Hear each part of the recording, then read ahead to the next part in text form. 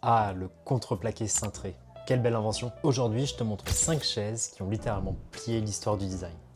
Blague de vieux. On commence évidemment avec la Lounge Chair Wood, la LCW des IMS. Indémodable, inoubliable. Je vous en avais déjà beaucoup parlé, mais elle est vraiment à garder dans un carnet de référence. Elle est conçue en 46 par le couple IMS, après des recherches sur le moulage du contreplaqué pour les vétérans de guerre, mais également pour la marine. Et le résultat, c'est la LCW, une chaise formée à chaud, anatomique et incroyablement confortable. Cette chaise a permis d'apporter beaucoup de modernité au bois. Ensuite, on a la série 7 de Arne Jacobsen, une seule feuille de contreplaqué, moulée et empilable. Minimaliste, fonctionnelle et surtout, l'une des chaises les plus vendues au monde. Elle est toujours produite aujourd'hui, sans que quasiment rien n'ait été changé. C'est vraiment l'un des symboles du design scandinave industriel. Ensuite, on a la Shell Chair CH07 de Hans Wegner. Cette chaise, c'est une assise suspendue comme une aile qui repose uniquement sur 3 pieds. Quand elle sort en 1963, les gens la trouvent très étrange, mais aujourd'hui, elle est considérée comme un chef-d'œuvre d'équilibre et de légèreté. C'est un bois qui flotte, littéralement.